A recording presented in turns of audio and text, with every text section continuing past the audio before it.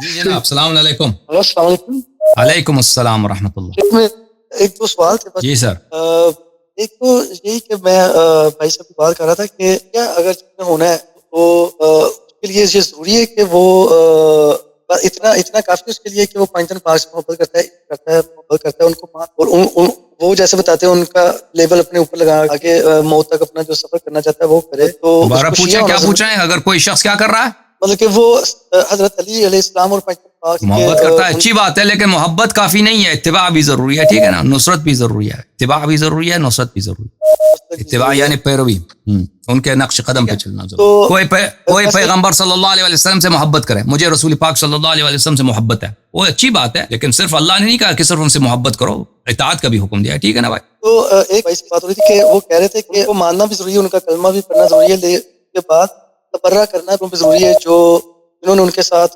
تو میں یہ چھوٹا سوال تھا کہ اگر بندہ وہ نہ کرے وہ پھنستا ہے، وہ مطلب کہ جو ضروری ہے بہت زیادہ مذہب میں، تو وہ گمراہ ہے. اگر وہ یہ نہیں کرتا، اہل بیت علیہ السلام کی اتباع نہیں کرتا، وہ گمراہ ہے. یعنی انہوں نے کہا کہ ان لوگوں کو برا کہنا ہے. کس کو برا کہنا ہے؟ اہل بیت علیہ السلام کے دشمنوں کو. بالکل بالکل بالکل ان کے دشمنوں سے برا.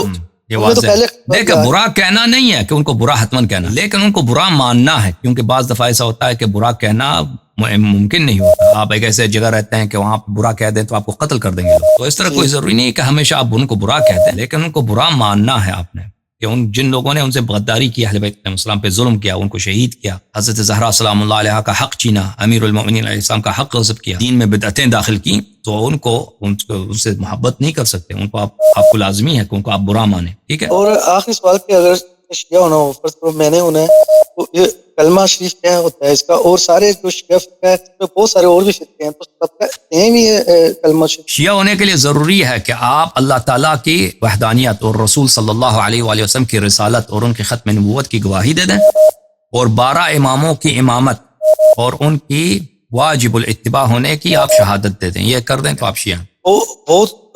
وہ تو میں کرنا چاہتا ہوں. وہ کیسے کر سکتے ہیں؟ وہ کلمہ پڑھیں گے تو وہ مان لیں گے تو آپ شیعہ ہو جائیں گے. ختم. وہ آپ پڑھا سکتے ہیں کلمہ؟ ہاں پڑھا سکتے ہیں. آپ تو ابھی آپ شیعہ نہیں ہیں. نہیں، میں تو ساری زندگی ایک سنی گھر میں رہا ہوں. آپ کے گھر والوں کا کیا حال ہے؟ گھر والے کا کیا دین ہے؟ ان کا سنی مذہب ہی ہے.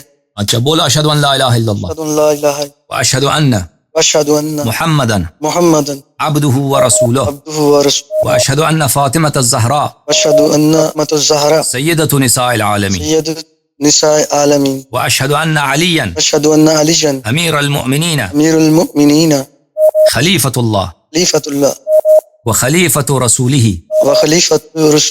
ووصیہ بلا فصل واشہد ان الحسن والحسین امامی الہدی واشہد ان علی ابن الحسین ومحمد ابن علی وجعفر ابن محمد وموسى ابن جعفر وعلي ابن موسى ومحمد ابن علي وعلي ابن محمد والحسن ابن علي والخلف المنتظر المهدي أئمة الهدى وحجج الله وخلفاء الله وخلفاء رسوله